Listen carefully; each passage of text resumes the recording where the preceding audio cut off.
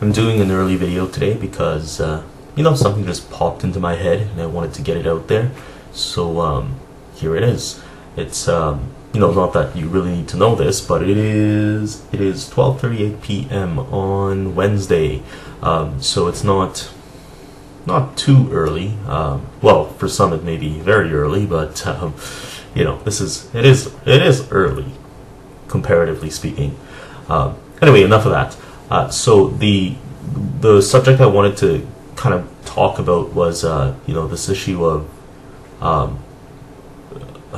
how would you put it lightly, because it really is a lighthearted topic. It's not something I want to delve too deeply into, because it's not all that deep. I'm sure a lot of you would agree that most of my videos aren't. But anyway, I read a few articles about concerning the opinions of Muslims, and not to target Muslims or anything, but the opinions of the religious in various countries. Now, needless to say, there is a large there's a large contingency or a large contingent of Christians in the developed world, in the first world, in almost every single country you could think of. And if they're not Christian, they've sort of ripened to a very stable form of secularism, particularly in Scandinavian countries. So, what I'm trying to get across to you is that Christianity in general seems to be a bit more reformed than the other major religion, which is Islam. I'd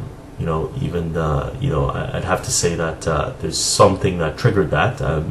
Maybe the subject of another video eventually. But you could think of Calvinists, for instance, or the Protestant Church, and secularism as it had a role to play in sort of dimming down religion when it comes to, social life and political policy. So those things did have, a role to play in the reformation of Christianity and directly with secularism as well. But there was a survey done by ICM in Britain that basically took the opinions of Muslims living in the country, and a lot of them do actually feel at home in Britain. The problem is, though, that they still have a lot of conservative ideas around homosexuality, and my blog is kind of dealing with homosexuality and with gay rights for maybe 25% of what I post on there. But I do believe there's a strong connection between religiosity and anti-LGBT opinion. I don't think that's something I have to prove. I think just if you thought about it naturally, that would just make itself very apparent.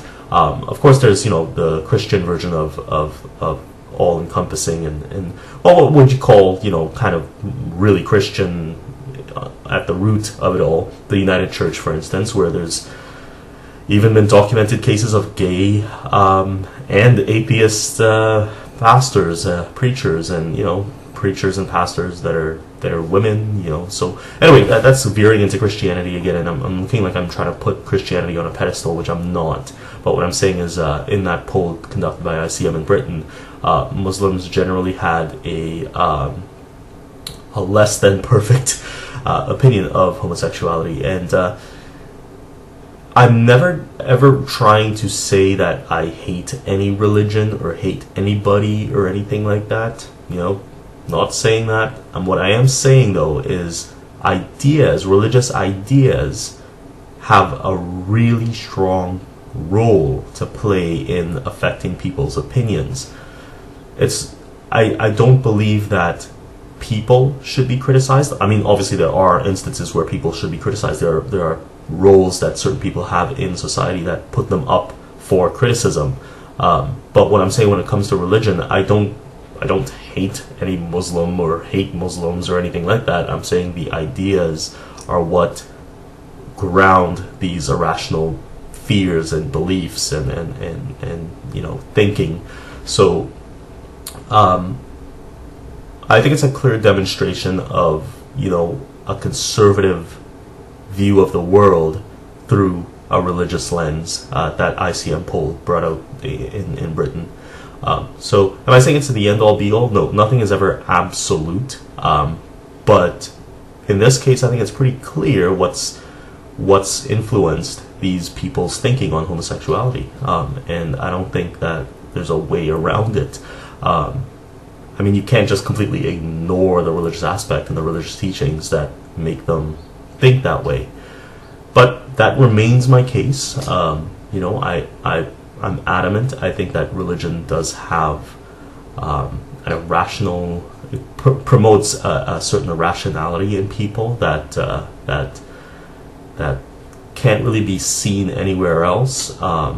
In terms of equivocal or equally intense influence. I think religion definitely takes the trophy on that one. Anyway, that's all for today. Bye.